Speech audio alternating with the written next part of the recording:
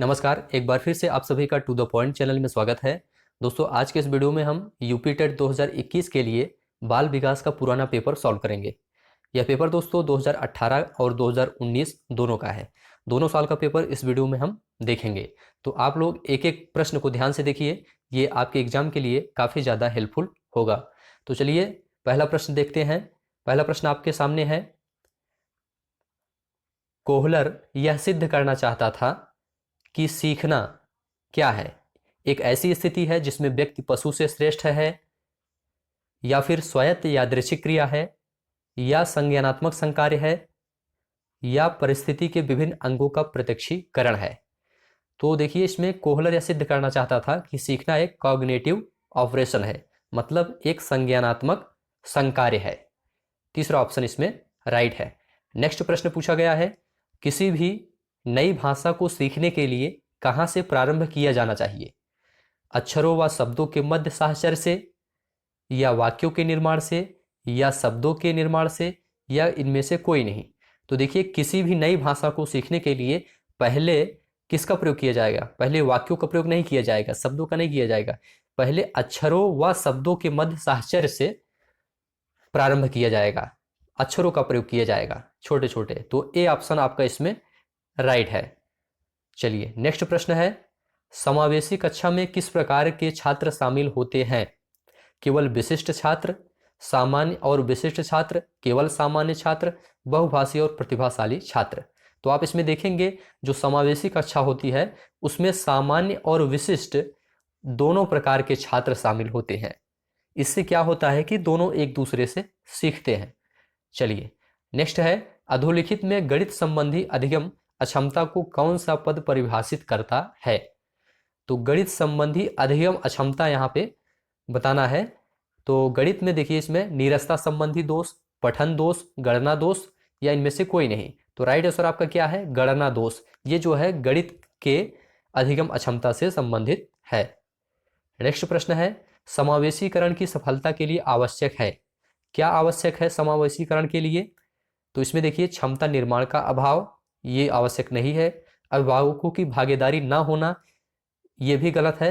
अभिभावकों की भागीदारी होना चाहिए। अलगाव, ये भी गलत है। संवेदनशीलता होनी चाहिए, ये आवश्यक है। समावेशीकरण की सफलता के लिए संवेदनशीलता का होना बहुत जरूरी है। निम्न में से कौन सा संवेग का तत्व नहीं है? इसमें देखेंगे आप तो व्यवहारात्मक, दैहिक, संज्ञानात्मक, ये तीनों संवेग के तत्व हैं, लेकिन संवेदी जो है ये आपका संवेग का तत्व नहीं है। 6 प्रश्न हो गया। 7वां प्रश्न यहाँ से है, संज्ञानात्मक क्षेत्र का सही क्रम आपको बताना है। तो संज्ञानात्मक क्षेत्र के सही क्रम में सबसे पहले आपका ज्ञान आता है, उसके बाद अवबोध, उसके बाद अनुप्रयोग, फिर विश्लेषण, फिर संश्लेषण और फिर मूल्यांकन। तो चौथा ऑप्शन इसमें राइट है। नेक्स्ट प्रश्न पूछा गया है, निम्न में से कौन सा अच्छे शिक्षण की विशेषता नहीं है? तो इसमें आप देखेंगे कौन सा विशेषता नहीं है, ये आपको बताना है। तो जनतांत्रिक, ये तो विशेषता अच्छे शिक्षण की है। सहानुभूतिपूर्ण, ये भी है। वांछनीय सूचनाएं देने वाला, ये भी है। लेकिन स्वेच्छाचारी, ये जो है अच्छे शिक्षण की विशेषता नहीं है। अप्रेरणा का प्रत्याशा सिद्धांत किसके द्वारा दिया गया है? तो इसका राइट आंसर है दोस्तों विक्टर ब्रूम द्वारा ये अप्रेरणा का प्रत्याशा सिद्धांत दिया गया है। इसे आप लोग ध्यान में रखिएगा। नेक्स्ट है, अग्रिम व्यवस्थापक प्रतिमान किस परिवार से संबंधित है? तो इसमें आप देखेंगे वैयक्तिक, सामाजिक अंतःक्रिया, सूचना प्रक्रियाकरण, व्यवहार परिमार्जन। तो इसमें आपका राइट आंसर है सूचना प्रक्रियाकरण। ये जो है अग्रिम व्यवस्थापन प्रतिमान से संबंधित है।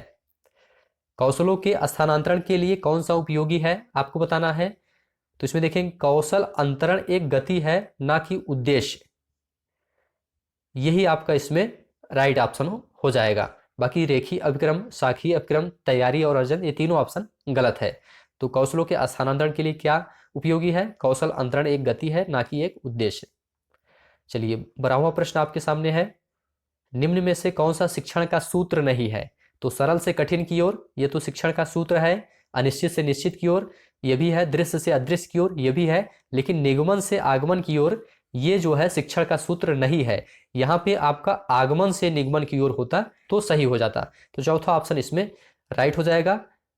नेक्स्ट है, सूक्ष्म शिक्षण चक्र का प्रथम पद होता है। तो देखिए दोस्तों, सूक्ष्म शिक्षण जो होता है उसका जो प्रथम पद होता है, सबसे पहले क्या होता है, योजना बनाना। पहले योजना बनाया जाता है सूक्ष्म शिक्षण के लिए। चलिए नेक्स्ट है, निम्न में से कौन सा अवबोध स्तर के शिक्षण में शामिल है?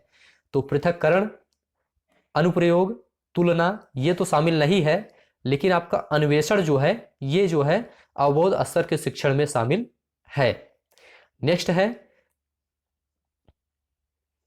शैक्षिक सुधारों में प्रभावी विकेंद्रीकरण तभी संभव होगा जब खंड व संकुल संदर्भ केंद्रों की भागीदारी बढ़े, स्थानीय संदर्भ व्यक्ति उपलब्ध हो, अध्यापकों के पास संसाधन और प्रासंगिक सामग्री भी मौजूद हो।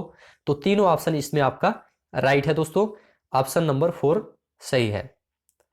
एक छात्र पढ़ रहा है, उसका नाम लेकर किसी ने बुलाया, निम्न में से किस संवेदना द्वारा वह छात्र अपनी अनुक्रिया प्रकट करेगा? तो देखिए इसमें कौन सा होगा, दृष्टि संवेदना होगा या स्पर्श होगा या ध्वनि संवेदना या प्रत्यक्षण संवेदना? तो राइट आंसर आपका क्या है, ध्वनि संवेदना। ठीक है, ध्वनि संवेदना द्वारा वह अपनी अनुक्रिया प्रकट करेगा जब उसका नाम लेकर बुलाया जाएगा। तो नेक्स्ट है, पियाजे के सिद्धांत के अनुसार प्राक संक्रियात्मक अवस्था की अवधि क्या है? तो इसमें आप देखेंगे पियाजे ने बताया है कि प्राक संक्रियात्मक अवस्था का जो समय है वो 2 से 7 वर्ष तक होता है। 2 से 7 साल तक के जो बच्चे होते हैं वो प्राक संक्रियात्मक अवस्था में होते हैं। चलिए नेक्स्ट प्रश्न है, ये सभी प्रश्न आने वाले एग्जाम के लिए भी इंपॉर्टेंट होगा, इसी तरह के प्रश्न पूछे जाएंगे। निम्न में से कौन सी बाद की बाल्यावस्था के बौद्धिक विकास की विशेषता नहीं है? तो भविष्य की योजना की सूझबूझ ये बाल्यावस्था के बौद्धिक विकास की विशेषता नहीं है। यही ऑप्शन इसमें पहला राइट है, बाकी तीनों गलत है। इनमें कौन मनोवैज्ञानिक भाषा विकास से संबंधित है? तो इसमें आप देखेंगे भाषा विकास से आपके चॉम्स्की संबंधित है। नेक्स्ट है, थॉर्नडाइक ने अपने सिद्धांत को किस शीर्षक से सिद्ध किया? तो इसे आप लोग जानते होंगे, थॉर्नडाइक ने अपना एक नियम दिया था, अधिगम के प्रयास एवं भूल का सिद्धांत। दूसरा ऑप्शन राइट है। गिरोह अवस्था किस आयु वर्ग एवं विलंब विकास से संबंधित है? तो इसमें सही जवाब है आपका 16 से 19 वर्ष एवं नैतिकता। पहला ऑप्शन इसमें राइट है। पियाजे के अनुसार संज्ञानात्मक विकास की तृतीय अवस्था निम्न में से कौन सा है? तो तीसरा अवस्था आपका क्या है, तीसरा अवस्था मूर्त संक्रियात्मक अवस्था से संबंधित है। तीसरा ऑप्शन इसमें राइट है। नेक्स्ट है, निम्न में से अधिगम में योगदान देने वाले मनोवैज्ञानिक कारकों में कौन सा शामिल नहीं है? तो अधिगम की इच्छा ये तो शामिल है, प्रेरणा रुचि ये भी शामिल है, लेकिन विषय वस्तु का स्वरूप ये जो है शामिल नहीं है। नेक्स्ट है, निम्न में से सामाजिक मूल्य कौन सा है, आपको ये बताना है। तो सामाजिक मूल्य में आप देखेंगे सहायता परक व्यवहार, ये जो है आपका सामाजिक मूल्य में शामिल है। बाकी तीनों ऑप्शन आपका गलत है। नेक्स्ट प्रश्न आपके सामने है, पश्च अन्वेषण तथा साधन साक्ष्य विश्लेषण निम्न में से किसके उदाहरण हैं? स्वतः शोध, एल्गोरिदम, मानसिक वृत्ति, प्रक्रियात्मक स्थिरता। तो पश्च अन्वेषण तथा साधन साक्ष्य विश्लेषण ये जो है स्वतः शोध के उदाहरण हैं। ये ऑप्शन, पहला ऑप्शन इसमें आपका राइट है। सीखने के वक्र अभ्यास द्वारा सीखने की मात्रा, गति और प्रगति की सीमा को ग्राफ पर प्रदर्शित करते हैं, यह किसने कहा है? Skinner, Ross, Ebbinghaus, M L. विगी। तो इसमें देखिए कथन से प्रश्न जरूर आता है, तो इसमें आपका राइट आंसर है एबिंगहॉस। नेक्स्ट है, निम्न में से कौन सा थॉर्नडाइक के अधिगम के प्राथमिक नियमों में शामिल नहीं है? तो साहचर्यात्मक स्थानांतरण का नियम ये जो है थॉर्नडाइक के नियम में शामिल, प्राथमिक नियम में शामिल नहीं है। बाकी जो है अभ्यास का नियम, प्रभाव का नियम, तत्परता का नियम, ये तीनों इनके प्राथमिक नियमों में शामिल है। अनुकूलित अनुक्रिया सिद्धांत किसके अनुकूलन पर बल देता है? तो तर्क, व्यवहार, चिंतन, अभिप्रेरणा। इसमें आप देखेंगे अनुकूलित अनुक्रिया सिद्धांत ये आपके व्यवहार पर आधारित है। नेक्स्ट है, क्रिया प्रसूत अनुबंधन का दूसरा नाम क्या है? तो क्रिया प्रसूत अनुबंधन का दूसरा नाम दोस्तों नैमित्तिक अनुबंधन होता है। नेक्स्ट है, निम्न में से कौन सी अधिगम की एक विशेषता नहीं है? तो इसमें आप देखेंगे अधिगम का अवलोकन प्रत्यक्ष रूप से किया जा सकता है, ये जो है शामिल नहीं है, अधिगम की विशेषता ये नहीं है। तो इस तरह से 30 प्रश्न आपका कंप्लीट हो गया बाल विकास का। ये जो है 2018 वाला पेपर आपका कंप्लीट हो गया। अब इसके बाद यहाँ से 2019 वाला पेपर शुरू हो जाता है। ठीक है, इसमें भी 30 प्रश्न है, इसे भी हम देखेंगे। पहला प्रश्न है आपके सामने, किसने बहुविमात्मक प्रज्ञा का प्रत्यय दिया? किसने दिया? Goldman, Spearman, John Mayer, Gardner. तो इसमें आपका राइट आंसर है दोस्तों, गार्डनर महोदय ने बहुविमात्मक प्रज्ञा का प्रत्यय दिया था। एक एक प्रश्न ध्यान से समझिए, तैयार कर लीजिए इसको आगे के एग्जाम के लिए। डिसलेक्सिया में यह करने में कठिनाई होती है। क्या करने में कठिनाई होती है? पढ़ने में कठिनाई होती है। डिसलेक्सिया किससे संबंधित है? पठन विकार से संबंधित है। ए ऑप्शन, पहला ऑप्शन राइट है। निम्न में से क्या समावेशी कक्षा में शिक्षक की भूमिका नहीं है? तो इसमें देखिए, शिक्षक को निःशक्त बच्चों पर ध्यान नहीं देना चाहिए, ये बिल्कुल गलत है। उन्हें निःशक्त बच्चों पर बिल्कुल ध्यान देना चाहिए, और यही ऑप्शन इसमें आपका गलत है। नेक्स्ट है, कक्षा में छात्रों को प्रश्न पूछने के लिए क्या करना चाहिए? क्या उन्हें हतोत्साहित करना चाहिए? बिल्कुल नहीं ऐसा करना चाहिए। प्रेरित करना चाहिए? बिल्कुल प्रेरित करना चाहिए बच्चों को। दूसरा ऑप्शन, रोक देना चाहिए, अनुमति नहीं देनी चाहिए, ये सभी गलत है, सिर्फ प्रेरित करना चाहिए। नेक्स्ट है, बच्चे की वृद्धि मुख्यतः संबंधित है। किससे संबंधित है आपको ये बताना है। तो शारीरिक विकास से, सामाजिक विकास से, भावात्मक विकास से, नैतिक विकास से। तो बच्चे की वृद्धि मुख्यतः संबंधित है आपके शारीरिक विकास से संबंधित है। नेक्स्ट है, मानव विकास का प्रारंभ होता है गर्भावस्था से, पूर्व बाल्यावस्था से, उत्तर बाल्यावस्था से, या शैशवावस्था से। तो आप सभी को पता है मानव विकास जो है ये गर्भावस्था से ही प्रारंभ हो जाता है। ए ऑप्शन, पहला ऑप्शन आपका इसमें राइट है। सातवां प्रश्न आप देखिए यहाँ पे, द कंडीशंस ऑफ लर्निंग पुस्तक के लेखक कौन है? इसमें देखिए R.M. गैने, इन्होंने ही द कंडीशंस ऑफ लर्निंग पुस्तक को लिखा है। किशोरावस्था बड़े संघर्ष, तनाव, हमला व विरोध की अवस्था है, यह कथन किसका है? ये जो है प्रसिद्ध कथन है, ये है स्टेनले हॉल महोदय का। कई बार पूछा जा चुका है, स्टेनले हॉल का ये कथन है। नेक्स्ट है, सूक्ष्म शिक्षण के भारतीय प्रतिमान में कुल कितना समय लगता है? तो सूक्ष्म शिक्षण में कुल 36 मिनट का समय लगता है दोस्तों। पहला ऑप्शन इसमें राइट है, इसे ध्यान में रखिएगा। सीखने का पठार सीखने की प्रक्रिया के मुख्य अभिलक्षण हैं जो उस स्थिति को प्रकट करते हैं जिसमें सीखने की प्रक्रिया में कोई उन्नति नहीं होती है। यह कथन किसका है? गेट्स व अन्य का, हॉलिंगवर्थ का, रॉस का, स्किनर का। देखिए कथन से, ये भी प्रश्न कथन से फिर से आ गया, तो ये रॉस महोदय का कथन है दोस्तों, इसे ध्यान में रखिएगा। नेक्स्ट है, यदि शिक्षक कक्षा में एक छात्र को समस्यात्मक बालक के रूप में पाता है तो उसे क्या करना चाहिए? बच्चे को दंड देना चाहिए? बिल्कुल नहीं ऐसा करना चाहिए। बच्चे को नजरअंदाज कर देना चाहिए? गलत है। बच्चे को परामर्श देना चाहिए। तीसरा ऑप्शन इसमें आपका राइट हो जाएगा। नेक्स्ट है, पाठ्य सहगामी क्रियाएं मुख्यतः संबंधित हैं शैक्षिक संस्थानों के विकास से, छात्रों के सर्वांगीण विकास से, छात्रों के वृत्तिक विकास से, छात्रों के मानसिक विकास से। तो देखिए इसमें जो है पाठ्य सहगामी क्रियाएं, ये जो है छात्रों के सर्वांगीण विकास से संबंधित होनी चाहिए। नेक्स्ट है, निम्न में से किससे अधिगम सिद्धांत का प्रतिपादन नहीं किया था? तो कोहलर, स्किनर और थॉर्नडाइक, इन्होंने अधिगम सिद्धांत का प्रतिपादन किया था, लेकिन B.S. ब्लूम ने ये अधिगम सिद्धांत से संबंधित नहीं है। नेक्स्ट है, शिक्षा में अवरोधन का तात्पर्य क्या है? बालक का विद्यालय में प्रवेश ना लेना, बालक का विद्यालय ना जाना, बालक द्वारा विद्यालय छोड़ देना, किसी बालक का 1 वर्ष से अधिक समय तक एक ही कक्षा में रहना, यह शिक्षा में अवरोधन से तात्पर्य है। तो चौथा ऑप्शन इसमें आपका राइट है। निम्न में से किस कौशल में पूर्व ज्ञान का परीक्षण आता है? उद्दीपन परिवर्तन कौशल, प्रस्तावना कौशल, समापन कौशल, प्रदर्शन कौशल। तो इसमें आपका राइट आंसर क्या हो जाएगा? प्रस्तावना कौशल। नेक्स्ट है, इसमें मिलान करना है ए और बी से।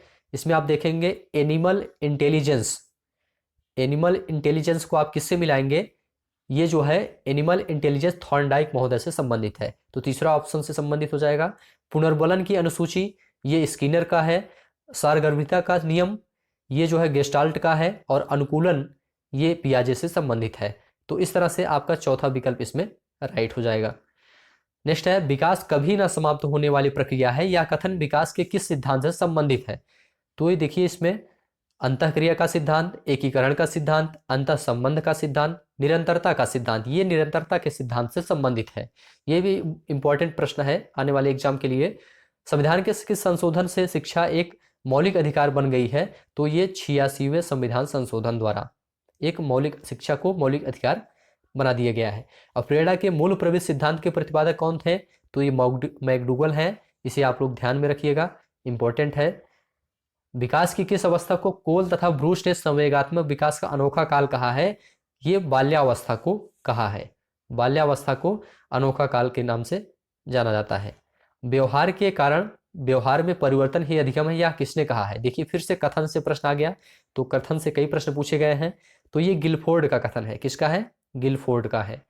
नेक्स्ट है मिलान वाला है, इसमें ब्रूनर, ब्रूनर को आप किससे मिलाएंगे? संप्रत्यय उपलब्धि शिक्षण प्रतिमान से, और आशुबेल को अग्रिम संगठक शिक्षण प्रतिमान से, और ग्लेजर को बुनियादी शिक्षण प्रतिमान से, और गार्डनर को साइनेटिक्स शिक्षण प्रतिमान से। तो राइट आंसर आपका इसमें पहला हो जाता है। नेक्स्ट है समस्या समाधान का प्रथम चरण क्या है? आंकड़ा संग्रहण, समस्या की पहचान। तो देखिए समस्या समाधान का जो प्रथम चरण है वो आपका समस्या की पहचान से संबंधित है। नेक्स्ट प्रश्न है बालकों का अधिगम सर्वाधिक प्रभावशाली होगा जब बालकों का संज्ञानात्मक, भावात्मक तथा मनोचालक पक्षों का विकास होगा। दूसरा ऑप्शन इसमें राइट है। नेक्स्ट प्रश्न है स्मृति स्तर एवं बोध स्तर के शिक्षण प्रतिमान की संरचना में कौन सा सोपान उभयनिष्ठ है? इसमें आप देखेंगे सामान्यीकरण, अन्वेषण, प्रस्तुतिकरण, तैयारी। तो राइट आंसर आपका क्या है? प्रस्तुतिकरण से संबंधित है। निम्न में किस सिद्धांत को पुनर्बलन का सिद्धांत भी कहते हैं? तो क्रिया प्रसूत अनुबंधन सिद्धांत को पुनर्बलन सिद्धांत के नाम से जाना जाता है। चौथा ऑप्शन इसमें राइट है। निम्न में से कौन सी अवस्था ब्रूनर के संज्ञानात्मक विकास सिद्धांत का अंग नहीं है? तो इसमें आप देखेंगे प्रतिबिंबात्मक अवस्था, संकेतात्मक अवस्था, क्रियात्मक अवस्था, ये तो ब्रूनर के संज्ञानात्मक विकास सिद्धांत का अंग है, लेकिन आंत प्रज्ञ अवस्था ये इनके सिद्धांत का अंग नहीं है। मॉरिसन ने बोध स्तर के शिक्षण प्रतिमान में 5 पदों का वर्णन किया है। कौन कौन से पद हैं? तो क्रम उनका बताना है आपको। इसमें आप देखेंगे पहले जो है खोज, उसके बाद जो है प्रस्तुतिकरण से संबंधित, उसके बाद आपका आत्मीकरण हो जाएगा, फिर संगठन या व्यवस्था, फिर लास्ट में वाचन या अभिव्यक्तिकरण। तो दूसरा विकल्प इसमें राइट है। चलिए अगला प्रश्न देखते हैं। निम्न में से कौन सा संज्ञानात्मक क्षेत्र से संबंधित नहीं है? तो अनुमूल्यन, अनुप्रयोग, बोध, ज्ञान। बोध, ज्ञान और अनुप्रयोग ये तो संज्ञानात्मक क्षेत्र से संबंधित विषय है, लेकिन अनुमूल्यन ये संबंधित नहीं है। लास्ट प्रश्न आपके सामने है निम्न में से कौन सा अधिगम का वक्र नहीं है?